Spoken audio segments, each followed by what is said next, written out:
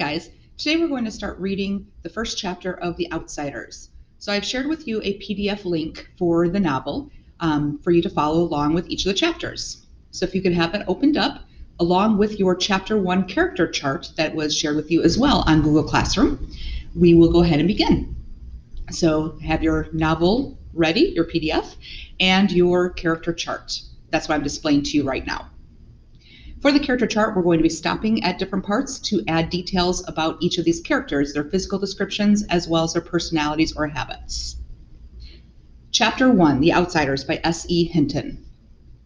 When I stepped out into the bright sunlight from the darkness of the movie house, I had only two things on my mind: Paul Newman and a ride home. I was wishing I looked like Paul Newman. He looks tough, and I don't. But I guess my own looks aren't so bad. I have light brown, almost red hair, and greenish-gray eyes. I wish they were more gray, because I hate most guys that have green eyes, but I have to be content with what I have. My hair is longer than a lot of boys wear theirs, squared off in back and long in the front and sides. But I am a greaser, and most of my neighborhood rarely bothers to get a haircut. Besides, I look better with long hair. All right, so right now we got some physical description of Pony Boy, who is the main character. So we're going to come to our character chart. And we're going to put for Pony Boy, he's got light brown, almost red hair.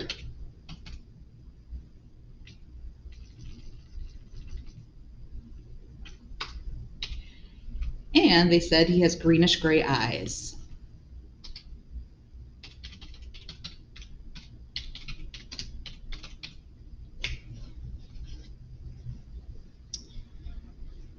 I had a long walk home and no company, but I usually loan it anyway, for no reason except that I like to watch movies undisturbed, so I can get into them and live them with the actors.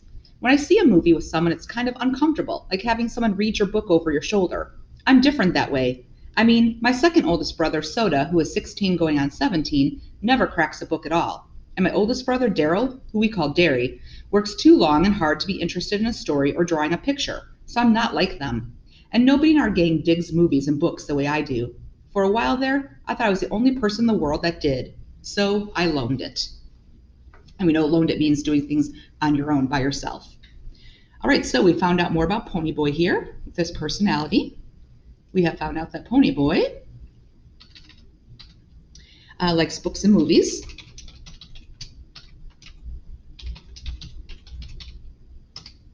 And he's pretty quiet overall.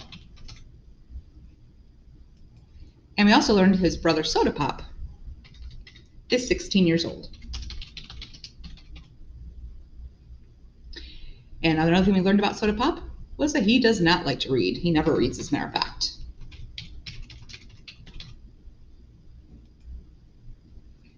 All right, let's continue on. Soda tries to understand at least, which is more than Derry does. But then Soda's different from anybody. He understands everything, almost. Like he's never hollering at me all the time the way Derry is, or treating me as if I was 16 instead of 6 instead of 14. I love Soda more than I've ever loved anyone, even Mom and Dad. He's always happy-go-lucky and grinning, while Derry's hard and firm and rarely grins at all. But then Derry's gone through a lot in his 20 years, grown up too fast. Soda Pop will never grow up at all. I don't know which way is the best. I'll find out one of these days.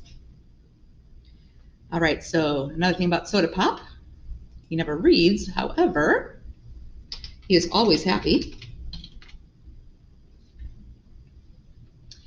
And Derry, we find out that he is pretty hard on Pony Boy. He's firm.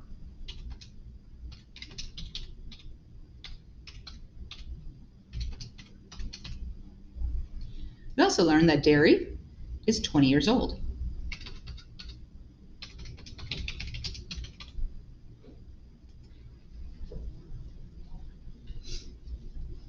Continuing on. Anyway, I went on walking home, thinking about the movie, and then suddenly wishing I had some company. Greasers can't walk alone too much or they'll get jumped, or someone will come by and scream greaser at them, which doesn't make you feel too hot, if you know what I mean. We get jumped by the Socias. I'm not sure how you spell it, but it's the abbreviation for the socials, the jet set, the West Side rich kids. It's like the term greaser, which is used to class out us boys on the East Side. We're poorer than the Socias and the middle class. I reckon we're wilder too. Not like the socias who jump greasers and wreck houses and throw beer blasts for kicks and get editorials in the paper for being a public disgrace one day and an asset to society the next. Greasers are almost like hoods. We steal things and drive old souped up cars and hold up gas stations and have a gang fight once in a while. I don't mean I do things like that. Derry would kill me if I got into trouble with the police. Since Mom and Dad were killed in an auto wreck, the three of us get to stay together only as long as we behave. So Soda and I stay out of trouble as much as we can, and we're careful not to get caught when we can't. I only mean that most greasers do things like that, just like we wear our hair long and dress in blue jeans and t-shirts, or leave our shirt tails out and wear leather jackets and tennis shoes or boots. I'm not saying that either socias or greases are better. That's just the way things are. I could have waited to go to the movies until Derry or Soda Pop got off work. They would have gone with me, or driven me there, or walked along, although Soda just can't sit still long enough to enjoy a movie, and they bore Derry to death. Derry thinks his life is enough without inspecting other people's. Or I could have gotten one of the gang to come along, one of the four boys Derry and Soda and I have grown up with and consider family. We're almost as close as brothers. When you grow up in a tight-knit neighborhood like ours, you get to know each other real well. If I thought about it, I could have called Derry and he would have come by on his way home and picked me up. Or Two-Bit Matthews, one of our gang, would have come to get me in his car if I'd asked him. But sometimes I just don't use my head. It drives my brother Derry nuts when I do stuff like that, because I'm supposed to be smart. I make good grades and I have a high IQ and everything, but I don't use my head. Besides, I like walking. All right, so let's add that to Ponyboy here as well, that he is smart. I about decided I didn't like it so much, though, when I spotted that red Corvair trailing me. I was almost 2 blocks from home then, so I started walking a little faster. I had never been jumped, but I'd seen Johnny after 4 socias got hold of him, and it wasn't pretty. Johnny was scared of his own shadow after that. Johnny was 16 then. I knew it wasn't any use, though, the fast walking, I mean, even before the Corvair pulled up beside me and 5 socias got out. I got pretty scared. I'm kind of small for 14, even though I have a good build, and those guys were bigger than me. I automatically hitched my thumbs in my jeans and slouched, wondering if I could get away if I made a break for it. I remembered Johnny, his face all cut up and bruised, and I remembered how he had cried when we found him, half conscious in the corner lot. Johnny had it awful rough at home. It took a lot to make him cry. Okay, we're going to say for Ponyboy, we found out for him that he is 14. And we're going to go down in our list to Johnny. And we're going to say that he has it rough at home.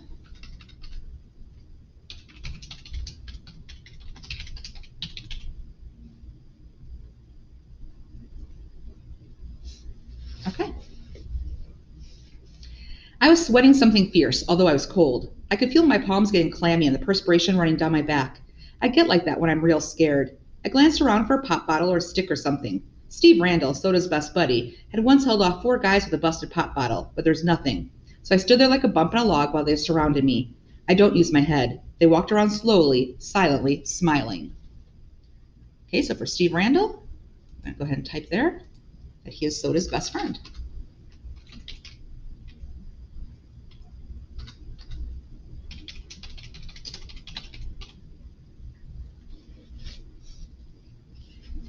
Hey, Grease, one said in an over-friendly voice. We're going to do you a favor, Greaser. We're going to cut all that long, greasy hair off.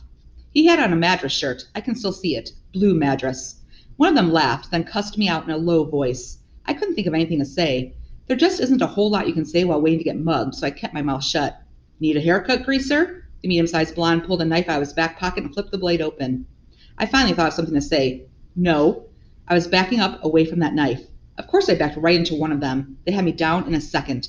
They had my arms and legs pinned down, and one of them was sitting on my chest with his knees on my elbows. If you don't think that hurts, you're crazy.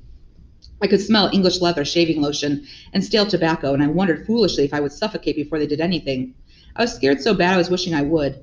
I fought to get loose and almost did for a second. Then they tightened up on me, and the one on my chest slugged me a couple of times. So I lay still, swearing at them between gasps. A blade was held against my throat. How'd you like that haircut to begin just below the chin? It occurred to me then that they could kill me. I went wild. I started screaming for Soda, Derry, anyone. Someone put his hand over my mouth, and I bit it as hard as I could, tasting the blood running through my teeth. I heard a muttered curse and got slugged again, and they were stuffing a handkerchief in my mouth. One of them kept saying, "Shut him up for Pete's sake! Shut him up!" Then there were shouts and the pounding of feet, and the socias jumped up and left me lying there, gasping. I lay there and wondered what in the world was happening. People were jumping over me and running by me, and I was too dazed to figure it out.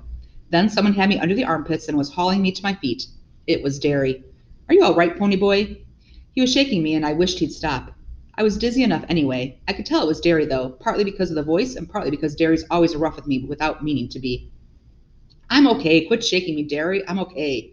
He stopped instantly. "I'm sorry." He wasn't really. Derry isn't ever sorry for anything he does. It seems funny to me that he should look just exactly like my father and act exactly the opposite from him.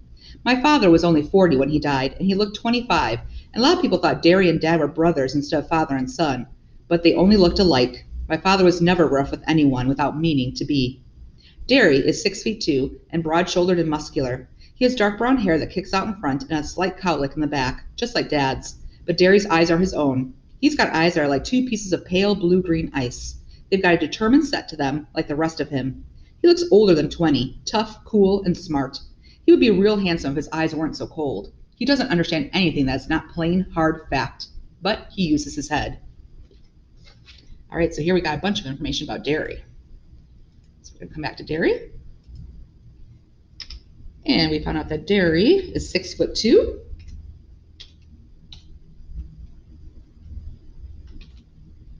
That means 6 foot 2 inches. He's muscular, broad-shouldered. He has dark brown hair. And he has blue-green eyes.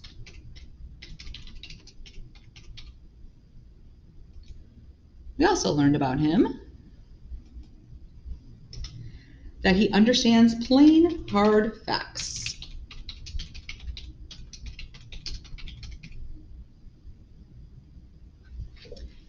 All right, let's continue. I sat down again, rubbing my cheek where I'd been slugged the most. Derry jammed his fist in his pocket. "They didn't hurt you too bad, did they?" They did. I was smarting and aching, and my chest was sore, and I was so nervous my hands were shaking and I wanted to start bawling, but you just don't say that to Derry. "I'm okay." Soda Pop came loping back. By then I figured that all the noise I'd heard was the gang coming to rescue me. He dropped down beside me, examining my head. "You got cut up a little, huh, pony boy?" I looked at him blankly. "I did?" He pulled out a handkerchief, wet the end of it with his tongue, and pressed it gently against the side of my head. "You're bleeding like a stuck pig." "I am?" "Look," he showed me the handkerchief, reddened as if by magic. "Did they pull a blade on you?" I remembered the voice. "Need a haircut, greaser?" The blade must have slipped while he was trying to shut me up. "Yeah." Soda's handsomer than anyone else I know. Not like Derry. Soda's movie star kind of handsome. The kind that people stop on the street to watch go by. He's not as tall as Derry, and he's a little slimmer, but he has a finely drawn, sensitive face that somehow manages to be reckless and thoughtful at the same time. He's got dark gold hair that he combs back, long and silky and straight, and in the summer the sun bleaches it to a shining wheat gold. His eyes are dark brown, lively, dancing, recklessly laughing eyes that can be gentle and sympathetic one moment and blazing with anger the next. He has Dad's eyes, but Soda is one of a kind. He can get drunk in a drag race or dancing without ever getting near alcohol. In our neighborhood, it's rare to find a kid who doesn't drink once in a while, but Soda never touches a drop. He doesn't need to. He gets drunk on just plain living, and he understands everybody. All right, so here's a little bit more about Soda Pop.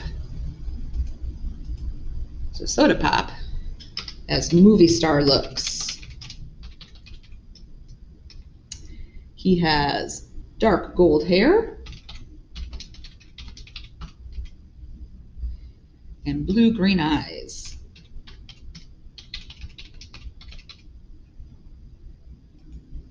And we also know he's always happy, and in addition to that, he does not drink alcohol.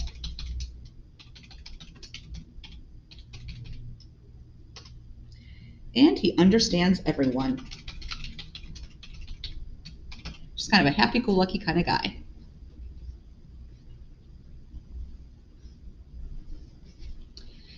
He looked at me more closely. I looked away hurriedly because, if you want to know the truth, I was starting to bawl. I knew I was as white as I felt and I was shaking like a leaf. Soda just put his hand on my shoulder. "Easy, pony boy. They ain't going to hurt you no more." "I know," I said, but the ground began to blur and I felt hot tears running down my cheeks. I brushed them away impatiently. "I'm just a little spooked, that's all." I drew a quivering breath and quit crying. You just don't cry in front of Derry, not unless you're hurt like Johnny had been that day we found him in the vacant lot. Compared to Johnny, I wasn't hurt at all. Soda rubbed my hair. "You're an okay kid, Pony." I had to grin at him. Soda can make you grin no matter what. I guess it's because he's always grinning so much himself. You're crazy, Soda. Out of your mind. Derry looked as if he'd like to knock our heads together. You're both nuts. Soda merely cocked one eyebrow, a trick he'd picked up from Two-Bit. It seems to run in this family. Okay, we're going to stop there today, and we're going to finish up the rest of chapter 1 tomorrow. Okay, so basically we've been introduced to a few of our characters. Ponyboy Curtis, who's the main character, who's 14 years old. He's smart, he's quiet, he likes to read, likes movies. He's got two brothers, Soda Pop, who's 16, and Derry, who's 20. They have parents who died in a car accident, and so they are the three of them living together. They have to make sure that they stay out of trouble so that they can continue to live together. Derry's got kind of a hard idea overall. He's firm with Ponyboy. He's all about playing hard facts. He pretty much had to take over the role of being the dad for the family. Soda Pop is movie star, good looking. He's always happy, understands everybody, just a happy-go-lucky kind of a guy. And we kind of got a little bit introduced to Steve Randall, who's Soda's best friend. We'll find out a little bit more about him in this chapter. And Johnny, who has a little bit rough at home. We know that he actually got beat up by the Socias, which are the social group, the rich kids of the neighborhood, at a different time. And these guys are part of what they call the greasers. They're the kids that are not quite middle class, certainly not rich, so on the poorer side. They wear their hair a certain way, wear certain kind of clothes. So they're different than the Socias, and the Socias and them seem to have a lot of problems with one another. And in this part of the chapter, the Socias had jumped Ponyboy and were going to cut his hair with their knife until Derry and Soda came and rescued him.